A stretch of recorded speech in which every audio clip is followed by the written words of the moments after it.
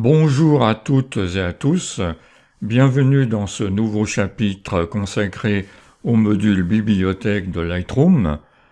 Après avoir découvert les mots-clés dans le chapitre précédent, nous allons découvrir aujourd'hui les métadonnées. Alors les métadonnées sont importantes, elles concernent une foultitude d'informations au sujet de vos photos, et puis ces métadonnées sont partagées par tous les logiciels de retouche photo et les logiciels de développement, car ces métadonnées sont normalisées. On va voir qu'il existe plusieurs types de normalisation, et on va voir comment elles se présentent dans Lightroom, comment elles sont organisées, comment on peut les modifier, comment on peut les alimenter. Alors, pour accéder aux métadonnées, on va choisir une photo, n'importe laquelle. Ça, ce sont des photos que j'ai prises dans un parc ornithologique à Villars-les-Dombes. Alors, ça se trouve à droite, dans la fenêtre de droite du module bibliothèque. Vous avez donc un onglet métadonnées. Et si je l'ouvre, j'affiche les métadonnées. Alors, elles sont classées, ces métadonnées, par différents groupes. Les principales métadonnées sont des métadonnées EXIF et des métadonnées IPTC. Les autres ne sont que des déclinaisons ou des parties de ces métadonnées. Donc on va regarder d'abord les métadonnées EXIF. Alors ces métadonnées EXIF sont définies par un groupe de constructeurs de boîtiers photo. Donc elles viennent, je pense, du Japon. Je crois que c'est un organisme japonais d'ailleurs qui les fixe, qui les normalise. Donc elles sont communes à tous les boîtiers photo. Ce sont essentiellement, alors on le voit ici dans le panneau que je viens d'afficher, des données techniques sur la prise de vue. Vous avez l'exposition, donc la vitesse et l'ouverture. Vous avez la focale. Vous avez la correction de l'exposition, la sensibilité, si le flash a été utilisé ou pas, etc., le mode de prise de vue, etc. Il y a la marque de votre boîtier, le modèle, et il y a même son numéro de série. Et puis l'objectif est décrit également. Donc tout ça, ce sont des données techniques qui sont intéressantes. Tout d'abord pour vous, ça vous permet de voir les données techniques de telle ou telle photo, et de vous dire, bon là j'avais telle lumière, j'avais bien trouvé ce qu'il fallait comme ouverture, comme vitesse, comme sensibilité, et vous pouvez le reproduire sur d'autres photos. Donc ça enrichit votre expérience personnelle en matière de prise de vue, et puis aussi ces données sont partagées par d'autres logiciels, donc tous les logiciels de retouche et de développement photo, mais aussi par des visualisateurs et par des gestionnaires de galeries photo. Vous avez certainement vu que lorsque vous êtes sur une galerie photo, vous avez la possibilité d'accéder aux données EXIF de la photo. Donc ça permet aussi d'enrichir l'expérience d'autrui. Alors il faut savoir que Lightroom ne vous permet pas de modifier ces données EXIF. Donc vous voyez que vous n'avez pas accès à la modification, on a beau cliquer dessus. Vous pouvez par contre ajouter un commentaire et des données GPS dans la mesure où vous n'avez pas ce système sur votre appareil photo. Donc vous pouvez ajouter des données GPS à travers un autre logiciel où vous allez les récupérer, ou bien à travers le module carte de Lightroom. Est-ce que c'est essentiel pour vous ou pas? À vous de le voir. Voilà. Et puis vous avez donc à droite des...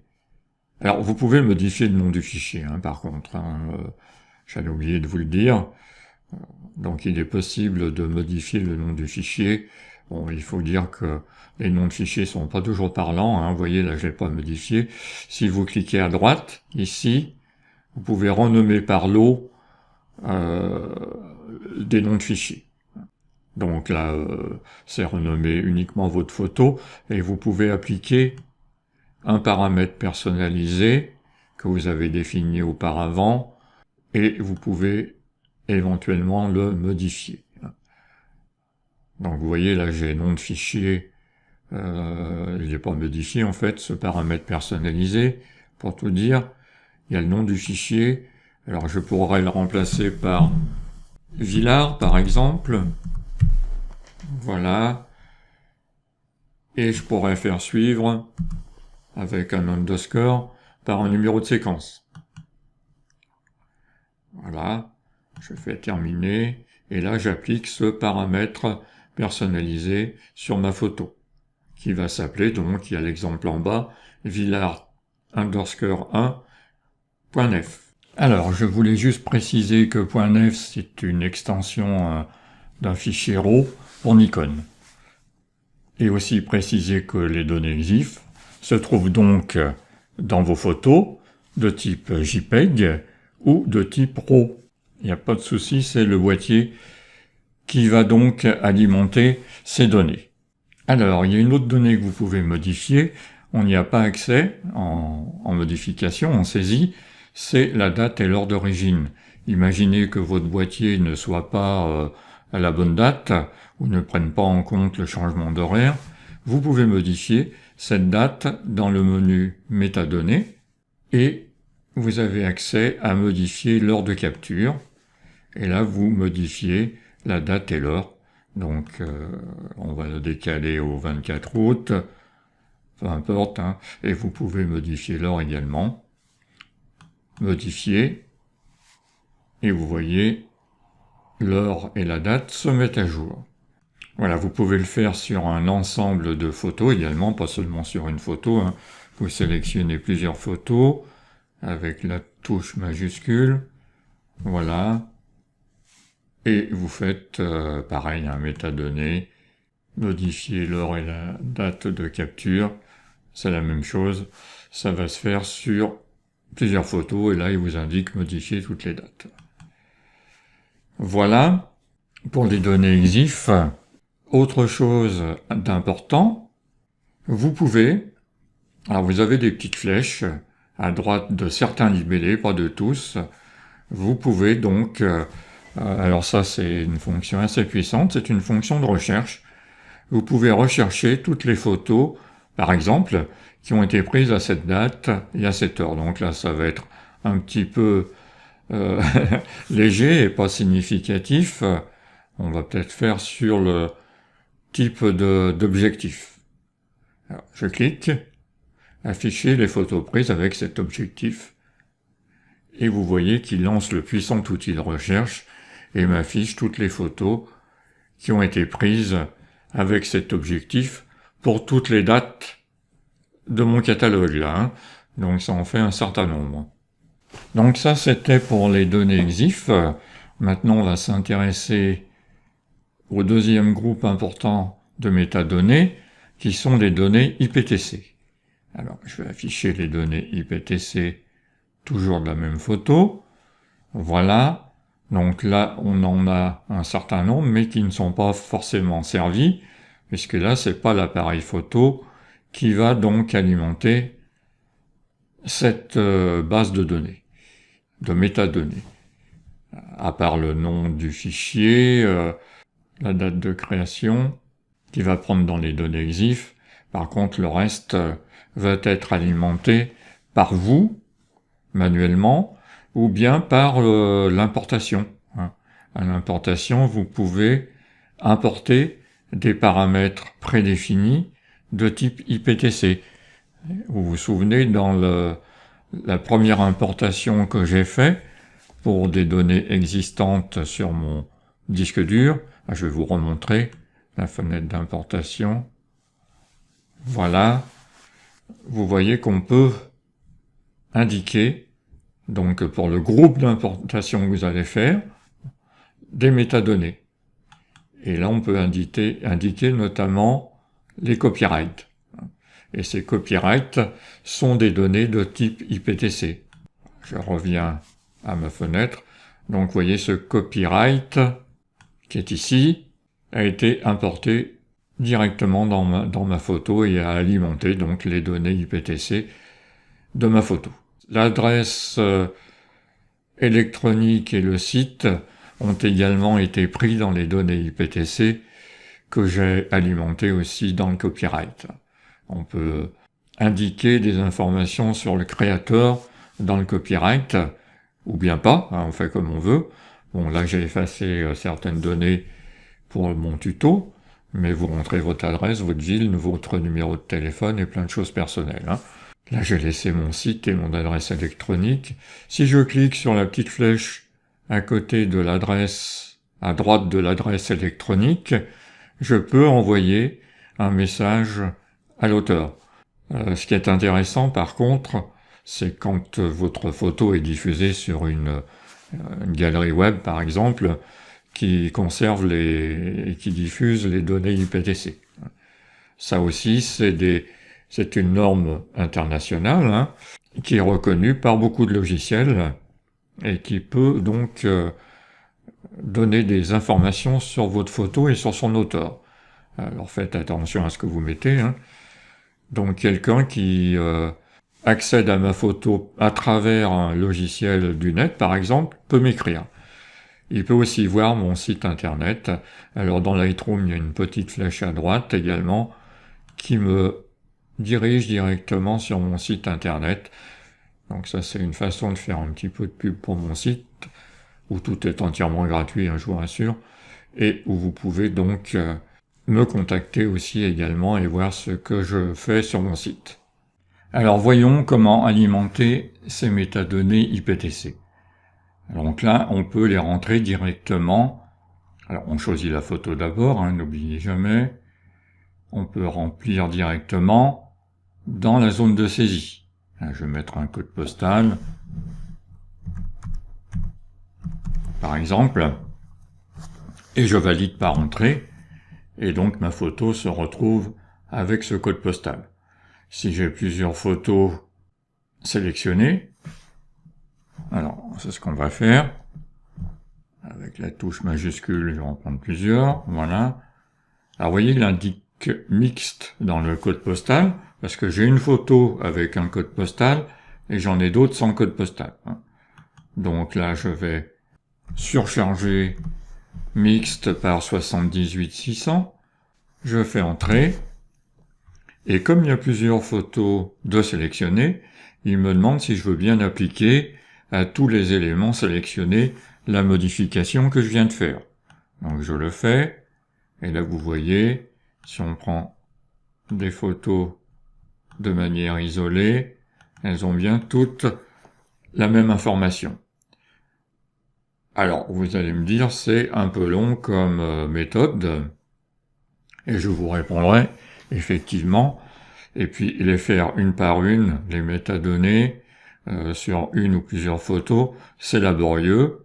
Donc il y a une autre possibilité, il y a même deux autres possibilités, donc on va voir une autre possibilité plus pratique déjà. Ça consiste à sélectionner une photo, et puis là on va rentrer une adresse bidon, rue, ville, voilà. Voilà, c'est juste pour faire un exemple. Hein. Donc cette photo contient ces informations. Si je veux l'appliquer à toutes les autres photos qui sont affichées ici, par exemple, je les sélectionne toutes. Alors j'appuie sur la touche majuscule, sur la dernière photo que je veux sélectionner. Elles sont toutes sélectionnées. Et là, vous voyez, vous avez un bouton qui n'était pas actif auparavant et qui devient actif, qui s'appelle « Synchroniser les métadonnées ». Alors, je le fais. Et là, il m'affiche donc la fenêtre de saisie des métadonnées IPTC. Alors, vous voyez, il y en a un bon paquet. Vous voyez, il y a même des extensions IPTC. C'est même toutes les métadonnées, hein. C'est pas que les données IPTC, je vous ai dit une bêtise. Et l'information de l'appareil, il y a absolument tout. Donc, là, ce qu'on va faire, alors il me sélectionne par défaut, vous voyez, celle qui existait déjà, sur la photo que j'ai sélectionnée. Vous voyez, mon nom, la rue, la ville, la région que je viens de rentrer. Tout le reste, ça y était déjà. Donc je regarde si je peux pas en rentrer d'autres. Donc je pourrais en rentrer d'autres. on va s'amuser à faire titre, par exemple. Vous voyez, et dès que je saisis une information, elle est automatiquement cochée. Voilà. Alors là, je vais même saisir 2 mots-clés. Il existait déjà des mots-clés. Je vais en rajouter un autre. Virgule, mot 1. Virgule, mot 2. Je suis très inspiré. Et je fais synchroniser. Et là, si je regarde une autre photo, parmi celles que j'avais sélectionnées, vous voyez, je retrouve rue, ville, région, un titre. Alors le titre, c'était dans les tailles, on avait déjà un autre. Plus haut, j'avais rentré auparavant. Hein. Et donc, toutes les informations qui existaient déjà sur la première photo ont été reconduites sur toutes les photos. Voilà une façon déjà plus élégante et plus rapide de servir, d'alimenter des métadonnées IPTC dans votre collection de photos, dans les photos que vous avez sélectionnées. Alors, une autre méthode, alors plus intéressante, vous voyez, c'est de mieux en mieux, une autre méthode va consister à créer un ensemble de paramètres prédéfinis. Vous voyez, en tête des métadonnées IPTC, j'ai un libellé paramètre prédéfini, et par défaut, je n'en applique pas. Donc, ce que je vais faire, je vais ouvrir, en cliquant à droite sur la liste déroulante, les paramètres prédéfinis existants. Je vais faire modifier les paramètres prédéfinis. Et vous voyez, je reviens dans la liste des métadonnées, et sont cochés et alimentés ceux qui sont présents sur la photo que j'ai sélectionnée. D'accord? Donc là, je vais laisser ces paramètres qui m'intéressent, et je vais en créer un supplémentaire pour prouver que la modification a bien été faite. Alors ce qu'on va faire par exemple, c'est noter auteur de la description, hein, pour dire de mettre quelque chose, GMB. Voilà, et c'est coché par défaut, toujours le même principe. Donc je vérifie si les autres paramètres m'intéressent. Bon, on va faire comme ça, hein, c'est pas la peine. Autrement, si vous voulez vraiment tout recréer, un nouveau paramètre prédéfini avec de nouvelles informations, il faut tout désélectionner, enfin ne rien sélectionner et tout ressaisir. Vous voyez le principe. Voilà, donc là j'ai pas terminé, il faut que je donne un nom à mon nouveau paramètre prédéfini. Donc je vais faire enregistrer les paramètres actuels en tant que nouveau paramètre, hein, en cliquant à droite du nom du paramètre actuel. Voilà, et on va l'appeler test tuto par exemple. Voilà, et je fais créer. Et là, je fais terminer. Donc, test tuto est bien pris en compte. Et là, dans mes nouveaux paramètres prédéfinis, si je clique sur la liste déroulante, je vois un nouvel ensemble de paramètres prédéfinis, test tuto. Alors, j'avais pas désélectionné toutes mes photos, elles sont toujours sélectionnées. Donc, ça s'adresse à toutes les photos sélectionnées, là. Ou bien la photo active. Parmi les photos sélectionnées, il y a une photo active. D'accord? Donc je vais faire sur toutes les photos sélectionnées. Et voilà, on retrouve GMB sur la photo active déjà. Et sur toutes les autres photos, vous voyez, si on prend une photo hasard, on retrouve les mêmes paramètres. Voilà une façon peut-être plus élégante et plus intéressante d'alimenter rapidement des métadonnées IPTC sur vos photos, dans la mesure où vous en voyez l'utilité, bien évidemment. Et en plus, ce paramètre test tuto, vous pourrez l'appliquer à l'importation. Hein, vous vous souvenez, je vous remonte la fenêtre d'importation. Ici, dans les métadonnées, je retrouve test tuto, et si je sélectionne ça, toutes les photos importées auront donc les métadonnées de type test tuto dans les métadonnées IPTC. Voilà Donc vous voyez qu'il y a énormément de choses à dire sur les métadonnées. Et donc là, on a décrit les métadonnées EXIF et les métadonnées IPTC. On a vu comment les alimenter, comment les modifier, avec plusieurs méthodes. Donc, dans un second chapitre consacré aux métadonnées, parce que je tiens à être complet sur ce sujet, qui n'est pas toujours traité à fond, c'est voir où elles sont stockées et comment on peut agir sur le stockage des métadonnées. Ça, c'est un sujet très important. Vous verrez pourquoi si vous voulez bien suivre le chapitre suivant. Vous voyez, je fais mon teasing en même temps. En tout cas, je vous remercie infiniment d'avoir suivi ce tutoriel et je vous dis donc à très bientôt pour le tutoriel suivant.